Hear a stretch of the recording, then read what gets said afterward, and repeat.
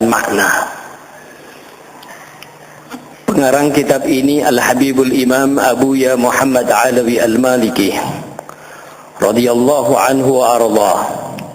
Beliau mengatakan wala'allaka taqulu la tu'qalu nisbatul fi'lil wahid ila fa'ilaini listihalati ijtima'i mu'athiraini ala atharin wahid fanaqulu na'am huwa kama qultum lakin mahalluhu idza lam yakun lil fi'li illa ma'nan wahid fil isti'mal.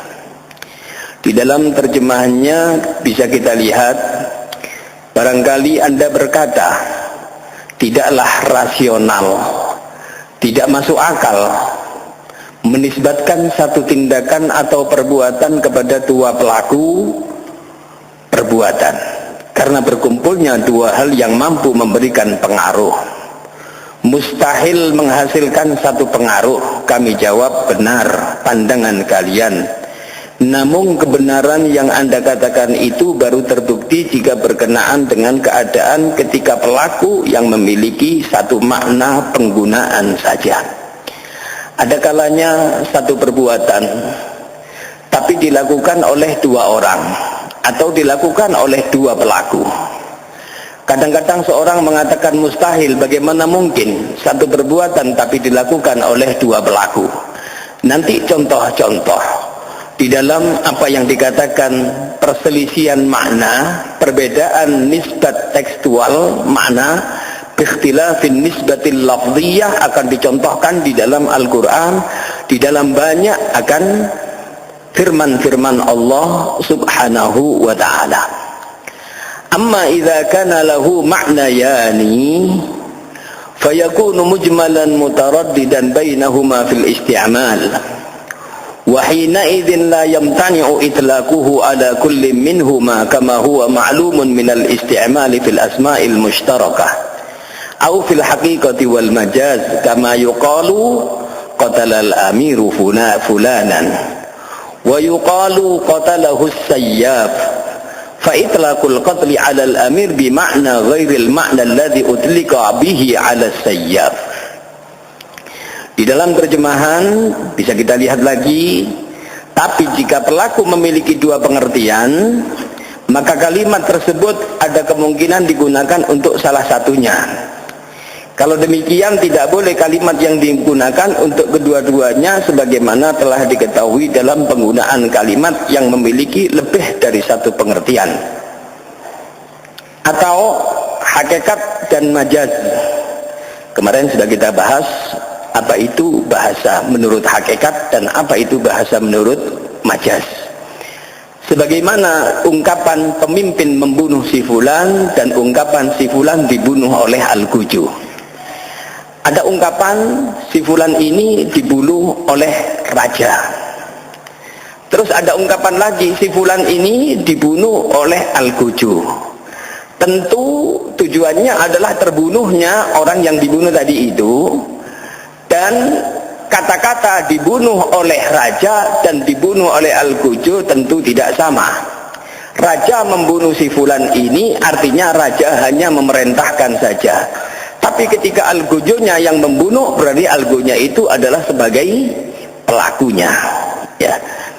Kemudian faqauluna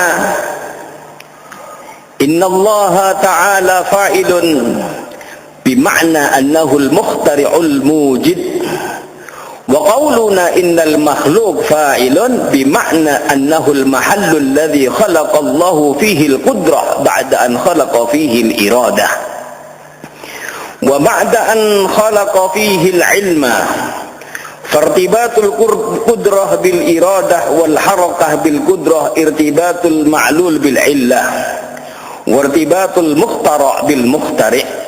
Hadza idza kana al-mahallu 'akilan wa illa fa huwa min tartibil musabbabat ala asbabiha. Fasahha ay yusamma kullu ma lahu irtibatun bi qudrah fa'ilan kaifa ma kana al-irtibat kama yusamma sayyafu qatilan bi'tibar wal amir qatilan bi'tibar. li'anna al-qatla irtibatun bikilayhima wa in kana irtibatuhu ala wajhaini mukhtalifain famithlu dhalika i'tibarul maqdurat bil qudrataini wa dalilu ala jawazi hadhihi nisbah wa tatabuqiha nisbatullah ta'ala al-af'al ila al-malaikati taratan wa taratan ila ghairihim minal ibad wa marratan ukhra nasabaha bi'ainiha ila nafsih. Di dalam terjemahan kita lihat kata membunuh yang dinisbatkan kepada pemimpin memiliki pengertian yang berbeda dengan kata yang sama. Tadi sudah saya terangkan, Allah adalah dinisbatkan sebagai pelaku.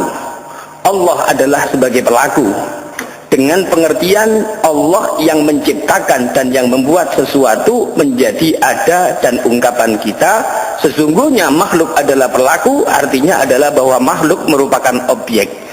Ketika Allah Subhanahu wa ta'ala itu sebagai pelaku, maka berarti artinya bahwa Allah Subhanahu wa ta'ala itu yang menciptakan perbuatan itu.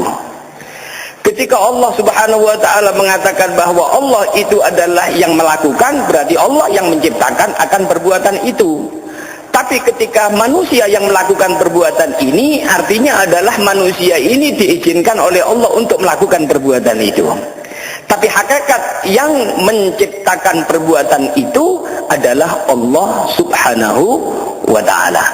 Kita langsung masuk pada contohnya. Ketika Allah berfirman, Qul yatawaffal malakul maut, Qul yatawaffakum malakul mautil ladzi wukkila bikum. Katakan, wahai Nabi Muhammad, yatawaffakum, yang mematikan kalian adalah malakul maut, malaikat maut, yaitu malaikat Israil. Alladzi wukkila bikum, alladzi wukkila bikum, di mana malaikat itu yang akan yang diserai oleh Allah Subhanahu wa ta'ala untuk mematikan kalian. Ya. Ayatnya di sini mengatakan bahwa qul yatawaffakum malakul maut. Katakan wahai Nabi Muhammad bahwa yang mematikan kalian itu adalah malaikat maut yang diwakilkan oleh Allah kepada kalian.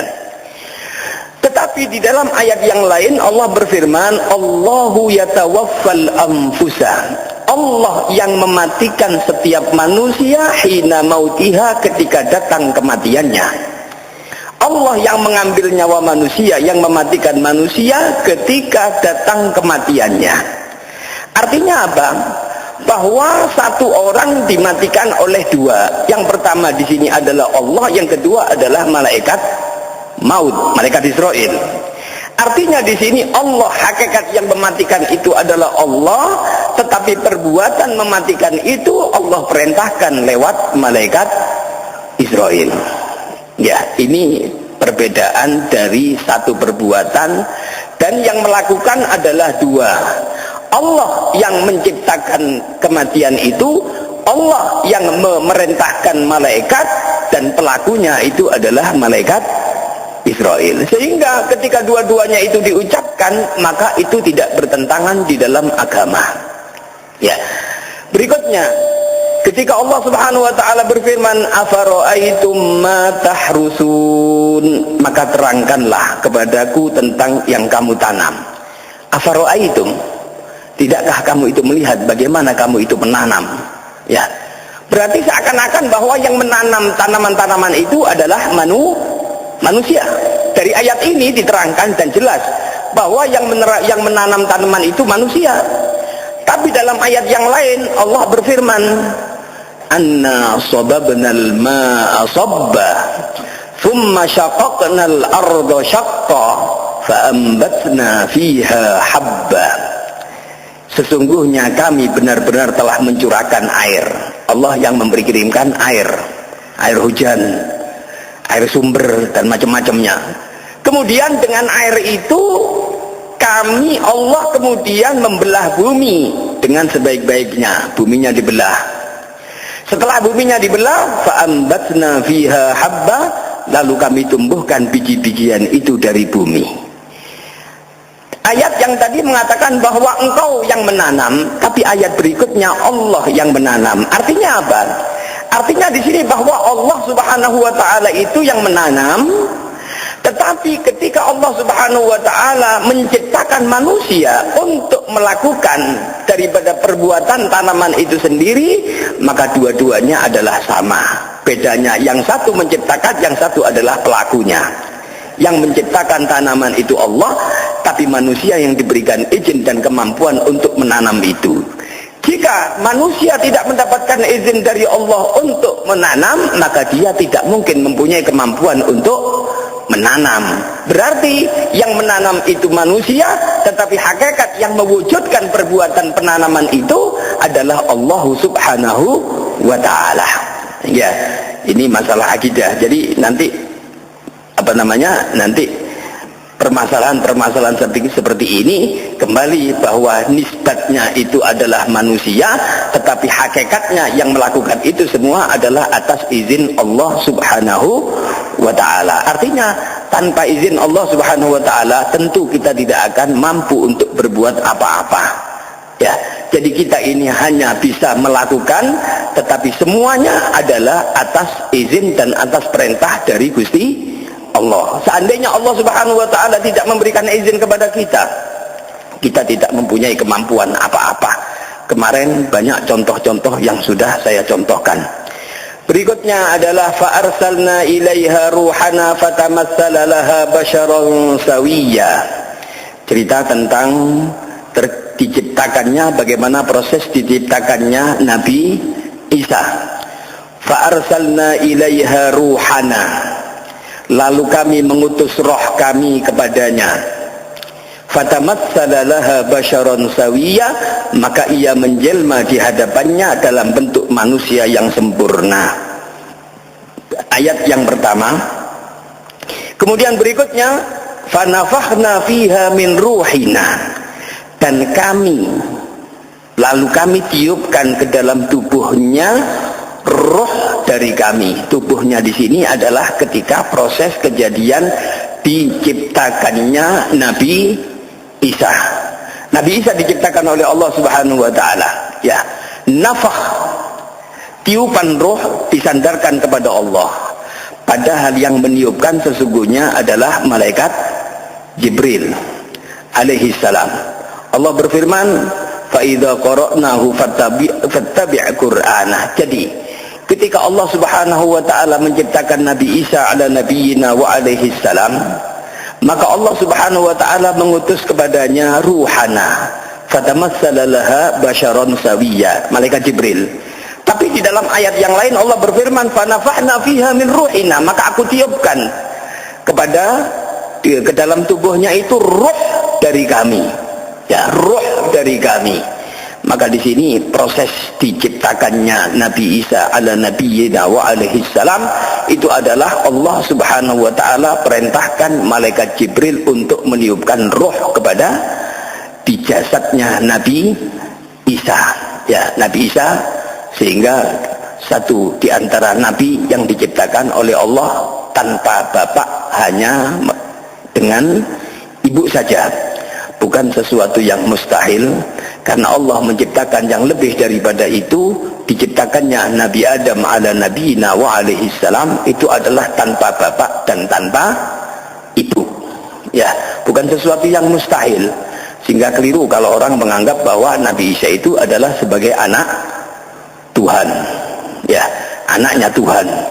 Kenapa? Lebih daripada itu, Nabi Adam diciptakan oleh Allah tanpa bapak dan tanpa ibu. Permasalahan di sini adalah bagaimana ruh itu dimasukkan oleh Allah Subhanahu wa ta'ala. Satu perbuatan, tetapi ciptaannya yang menciptakan atau yang melakukan di sini adalah dua. Ya.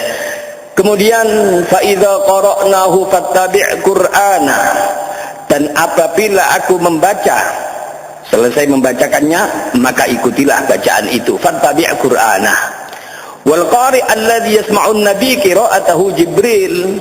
Padahal Nabi Muhammad sallallahu alaihi wasallam ketika menerima wahyu itu adalah yang membacakannya itu adalah malaikat Jibril. Tetapi Allah berfirman di sini, wa idza qara'nahu, apabila aku membaca di sini adalah Allah.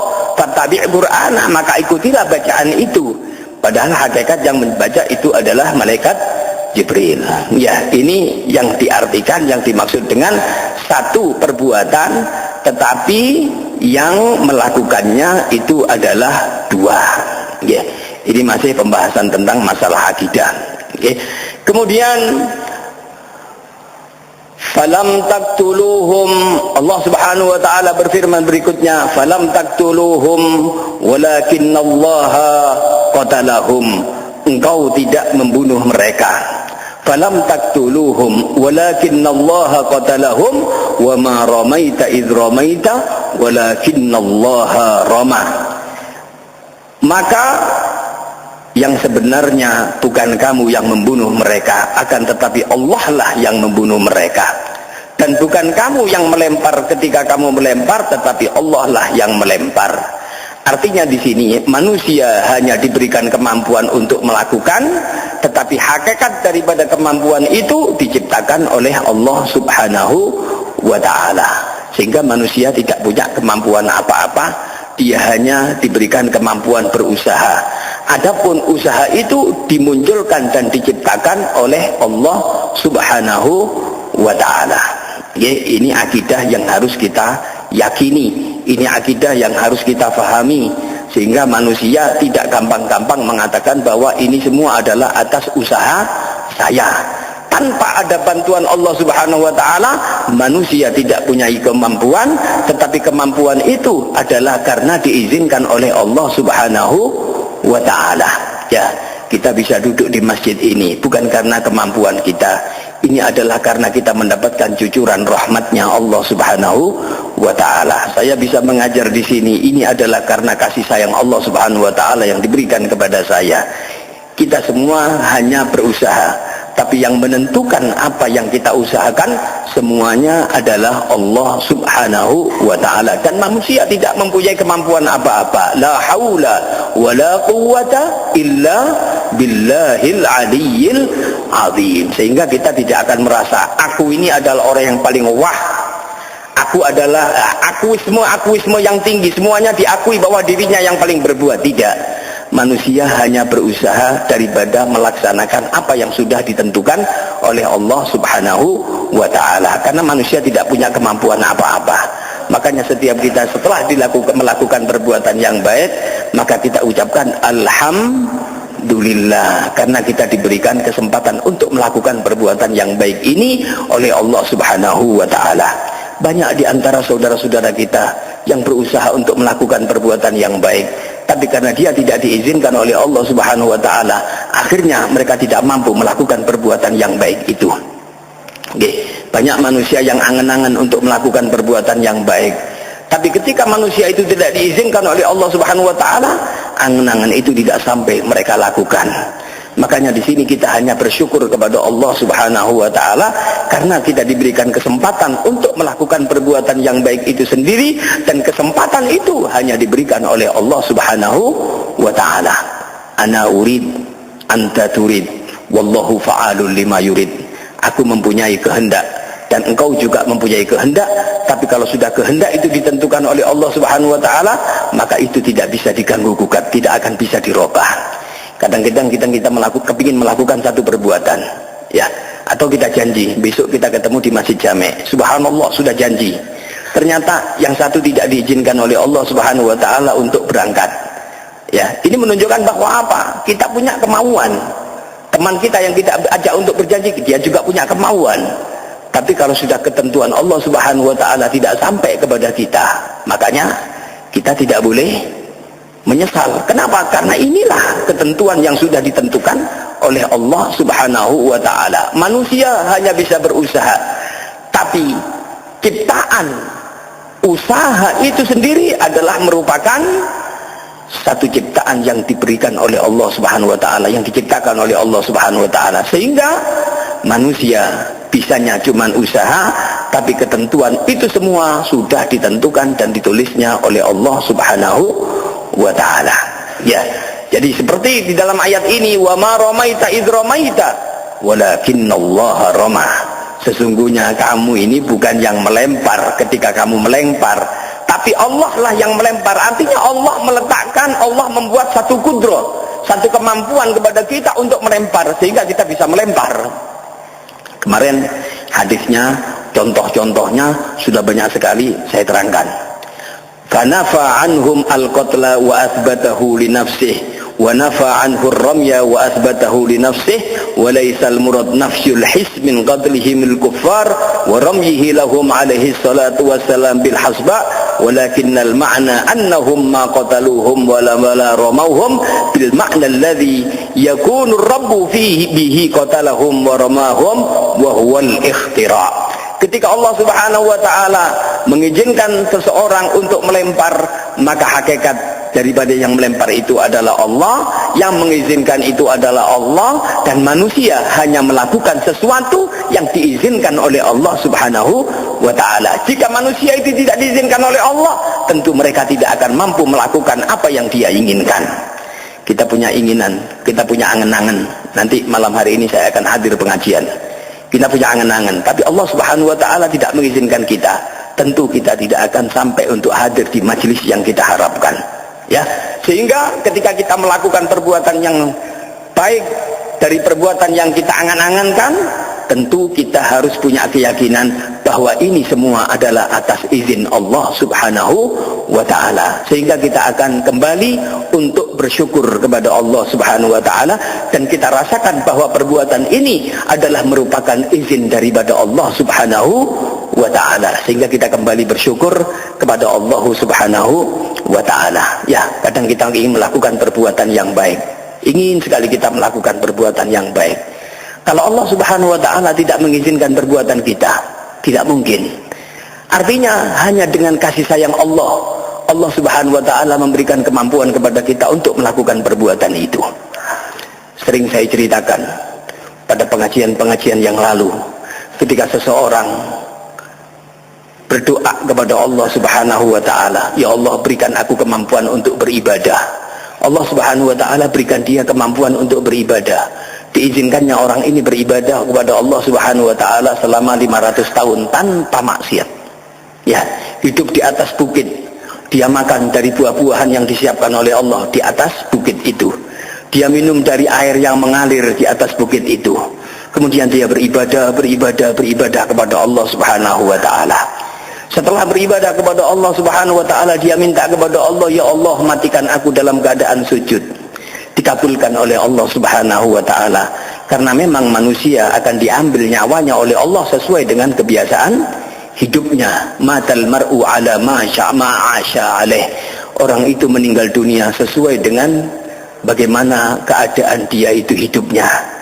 Bagaimana kebiasaan kita hidup, seperti itulah kita itu akan diambil oleh Allah Subhanahu wa taala. Mudah-mudahan Allah mengambil kita dalam keadaan yang baik. Amin ya rabbal alamin. Ya, sering akhir-akhir ini kita saksikan di berita-berita televisi, ada seorang meninggal dunia. Subhanallah, meninggal dunianya ketika dia itu naik ke atas gunung dan gunungnya terbakar. Akhirnya dia meninggal di atas gunung. Kenapa? Karena memang hobinya naik gunung. Jadi dijemput oleh malaikat Israel berada di atas gunung. Kaifa tuhibbu ayyatiya ajaluka falzam. Bagaimana kamu menginginkan kematianmu itu diambil oleh Allah? Yang kau inginkan itu istiqomahkan, biasakan. Seseorang apabila kepingin diambil oleh Allah di dalam masjid, maka istiqomahkan untuk berada di dalam masjid. Ada orang berharap diambil oleh Allah ketika di masjid, tapi gak tahu siapa masjid. Apa ya mungkin? Tidak mungkin. Ya, tanpa diminta, di mana dia itu terbiasa, di situ dia itu akan diambil oleh Allah Subhanahu wa taala. Kalau kita kepingin diambil nyawa kita oleh Allah ketika kita dalam keadaan membaca Al-Quran, jangan lepas-lepas itu Quran dari tangan kita. Kalau kita kepingin diambil oleh Allah ketika kita pegang tasbih, jangan sampai lepas dari saku kita, dari tangan kita. Kalau kita diambil oleh Allah, kepingin diambil oleh Allah dalam keadaan munajat, dalam keadaan sujud, perbanyak sujud. Dan itu contohnya banyak sekali. Orang akan diambil oleh Allah sesuai dengan kebiasaan hidupnya. Ya, kemarin beritanya, tidak tahu di daerah mana, Tasik kalau tidak salah, orang meninggal dunia dalam keadaan dia itu teler karena minum oplosan. ya miras oplosan. Ya mungkin dia kebiasaan hidupnya seperti itu, sehingga Allah menjemput dia itu, malaikat mencabut nyawanya ketika dia melakukan sesuatu yang biasa dia lakukan. Ya, ada orang meninggal dunia di atas gunung, waliyadzubillah. Ada orang meninggal dunia umurnya 80 tahun di kamar hotel karena habis mengkonsumsi obat kuat. Ya, umurnya 80 tahun, itu mabuk kuburan kan mestinya itu. Ya, tapi gak tobat. Tapi karena kebiasaan seperti itu, ya malaikat Israil jabutnya di situ. Naudzubillahi min dzalik. Dan banyak sekali orang yang diambil oleh Allah Subhanahu wa taala dalam keadaan baik. Kaifa tuhibbu ayyatiyaka ajaluka falzam. Bagaimana kamu ingin datang kematianmu, yang kau inginkan dalam keadaan seperti apa? Maka yang kau inginkan itu kamu istiqomahkan. Ya, mudah-mudahan kita senantiasa istiqomah di dalam ibadah kepada Allah Subhanahu wa taala. Dia minta kepada Allah, ya Allah, matikan aku dalam keadaan sujud. Dikabulkan oleh Allah Subhanahu wa taala. Dia minta lagi, ya Allah, ketika aku nanti mati, jangan ada satu pun binatang yang kecil mendekati mayat saya. Dikabulkan oleh Allah Subhanahu wa taala. Sudah selesai permintaannya, semua dikabulkan oleh Allah. Terakhir Allah berkata, Allah berfirman, masukkan orang yang meninggal dunia dalam keadaan sujud, yang ibadah selama 500 tahun, yang mayatnya tidak didekati oleh binatang-binatang kecil, rayap-rayap yang ada di tanah, ke dalam surga karena rahmatku. Orang ini mengatakan, tidak ya Allah, aku ingin masuk ke dalam surga dengan ibadahku. Aku ibadah selama 500 tahun ya Allah, tidak nanggung-nanggung. Ya, padahal mestinya kalau dia itu ngerti bahwa orang ini tidak akan diberikan kemampuan ibadah 500 tahun tanpa adanya izin Allah, tanpa orang ini mendapatkan rahmatnya Allah Subhanahu wa ta'ala. Kalau dia ngerti, tapi dia tidak ngerti. Masukkan aku ke dalam surgamu dengan ibadahku yang 500 tahun. Ya, Allah mengatakan lagi, masuklah ke dalam surgaku dengan rahmatku. Tidak ya Allah, aku akan masuk ke dalam surgamu dengan ibadahku yang selama 500 tahun.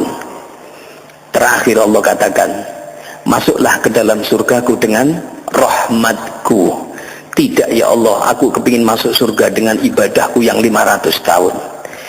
Allah Subhanahu wa ta'ala mengatakan, malaikat, coro jowo nih, coplon mata nih situ, timbangan karo ibadah yang selama 500 tahun. Apa yang terjadi? Ibadah 500 tahun itu tidak bisa mengalahkan nikmatnya satu mata yang diberikan oleh Allah Subhanahu wa ta'ala. Ya, ibadah 500 tahun tidak bisa mengalahkan nikmatnya satu mata. Kita dikasih mata dua lengkap oleh Allah, alhamdulillah. Dikasih telinga lengkap, dikasih mulut, dikasih tangan, dikasih kaki. Terus ditimbang-timbang dengan ibadah kepada Allah Subhanahu wa ta'ala, berapa ratus tahun, berapa ribu tahun kira-kira bisa menyamai. Terus kalau ibadah kita ditimbang-timbang dengan nikmat yang diberikan oleh Allah, kalau satu mata tidak bisa menyamai dengan ibadah 500 tahun, kira-kira ibadah kita itu bisa ditimbang dengan apa nih kira-kira? Mungkin dengan idep situ itu si abotan idep kira-kira ya. Lah orang ini ngerti, coba ini ibadah 500 tahun. Maka Allah Subhanahu wa ta'ala mengatakan, kamu sekarang masuk neraka saja kalau tidak mau. Tidak ya Allah, aku minta maaf, aku minta ampun, aku tidak ngerti ya Allah, aku kepingin masuk surga dengan rahmatmu. Mudah-mudahan kita semua mendapatkan rahmatnya Allah Subhanahu wa ta'ala. Allah bertanya kepada orang ini materi pengajian kita.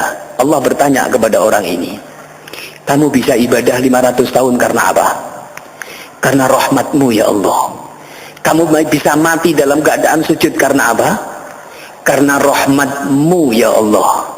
Kamu ketika meninggal dunia dan tidak ada binatang kecil satupun yang mendekati jasadmu karena apa? Karena rahmatmu ya Allah. Kalau begitu masuk kamu ke dalam surga juga dengan rahmatku. Kita bisa duduk di masjid ini karena apa? Karena rahmatnya Allah Subhanahu wa ta'ala. Ya, karena kasih sayang Allah Subhanahu wa ta'ala. Ini kasih sayang yang luar biasa. Ya kan? Banyak orang-orang yang tidak diberikan kesempatan, yang tidak diberikan rahmat oleh Allah. Rahmat itu dalam bentuk hadir di majelis seperti begini ini. Ini adalah sesuatu yang tidak diberikan kepada semua orang. Makanya Nabi Muhammad SAW bersabda, Innallaha a'tad dunya man ahab waliman la yuhib. Allah memberikan harta benda dunia, diberikan kepada Allah kepada siapa yang dicintai dan siapa yang tidak dicintai. Yang dicintai diberi dunia oleh Allah, yang dibenci diberi dunia oleh Allah, yang tidak dicintai diberi dunia oleh Allah. Buktinya kadang-kadang orang yang tidak dicintai malah hartanya lebih banyak. Ya, jangan mengatakan bahwa wah orang ini memang orang yang dicintai oleh Allah. Apa? Padahal sembayangi tak terlalu rasa-rasan lu, tapi kok sugi ini luar biasa. Ya, jangan anggap itu adalah sesuatu yang dicintai. Enggak. Tak delok-delok dewek iku gak tahu tahajud. Duha kabar belas. Lu awak duha sampai ping 8, lek kadung sregep ping 12. Ya, tapi kok rezeki tambah seret, berarti awak iki kok gak dicintai oleh Allah. Jangan memandang cinta dan tidak cinta itu cuma dari urusan duniawi. Innallaha a'tad dunya man ahab wa liman la yuhib. Allah itu memberikan dunia kepada siapa yang dicintai dan kepada siapa yang tidak dicintai. Wala yu'til iman illa man ahab. Tapi Allah tidak memberikan yang namanya iman kecuali kepada orang yang dicintai. Mudah-mudahan kita semua dicintai oleh Allah Subhanahu wa taala. Ya, Allah memberikan kesempatan yang namanya duduk di majelis seperti begini. Ya, kesempatan itu hanya diberikan oleh Allah kepada semua orang atau orang tertentu? Orang tertentu. Buktinya apa? Coba kalau kita hitung-hitung, yang duduk di masjid antara maghrib dan isya dengan yang duduk iktikaf di depan Indosiar, mana lebih banyak kira-kira? Nun, ya lebih banyak yang ada di depan Indosiar kan? Apa mana?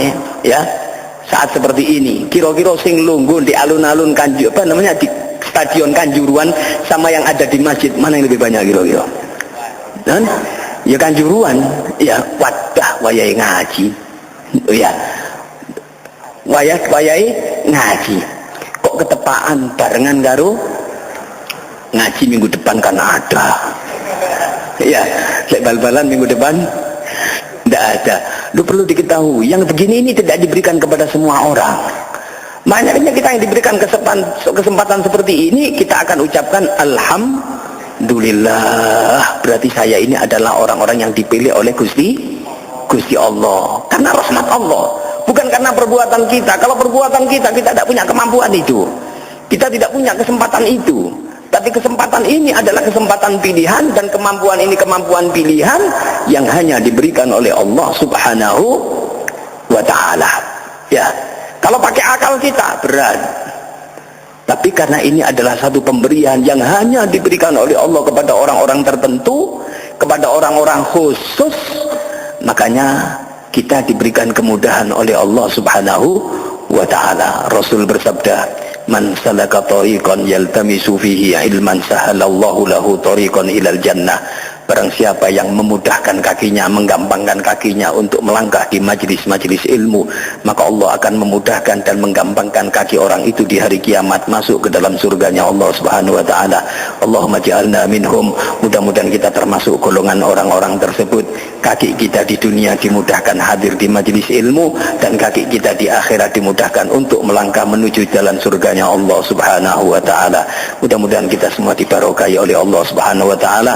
Umur kita diberkahi oleh Allah, rezeki kita diberkahi oleh Allah, anak-anak kita dijadikan anak-anak yang soleh solihah. Mudah-mudahan cucuran rahmat Allah akan menempel di setiap kepala kita di masjid ini, dan mudah-mudahan rahmat Allah diberikan pula kepada orang tua kita.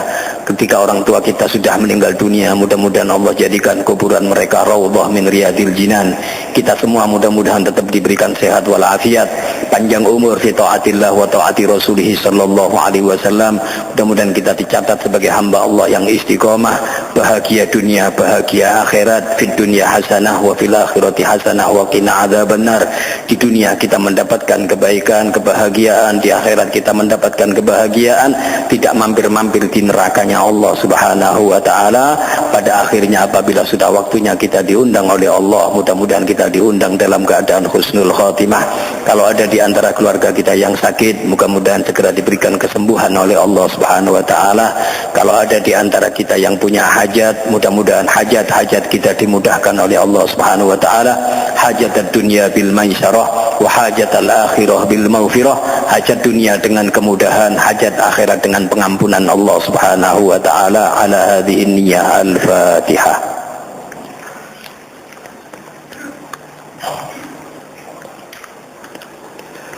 Ya arhamar rahimin, ya arhamar rahimin, ya arhamar rahimin, farij 'alal muslimin, ya arhamar rahimin, ya arhamar rahimin,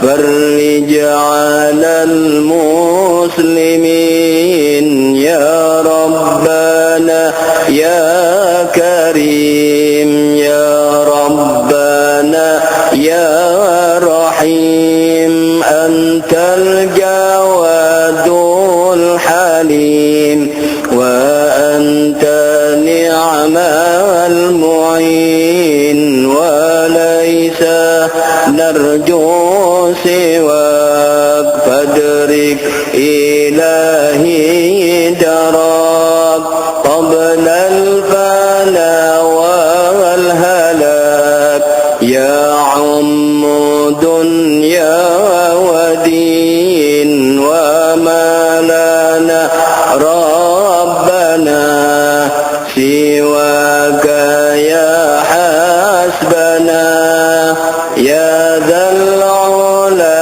والغنى ويا قوي يا متين نسألك وليقيم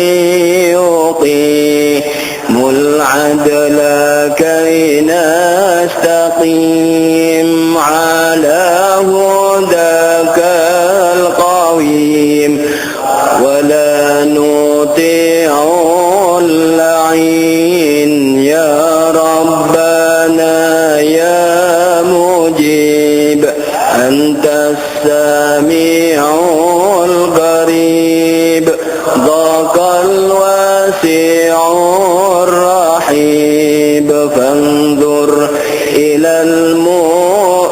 المؤمنين نظرة عنا وتدني المنى منا وكل الهنا نعطاه في كل حين سلك بجاه الجدود وليقيم الحدود عنا ويكفي الحسود ويدفع الظالمين يزيل للمنكرات يقيم للصلوات يأمر بالصالحات محب للصالحين يزيح كل الحرام يقهر كل الطوام يعدل بين الأنام يؤمن الخائفين رب اسقنا غيث عام نافع مبارك دوام يدوم في كل عام على ممر السنين رب حين شاكرين وتوفنا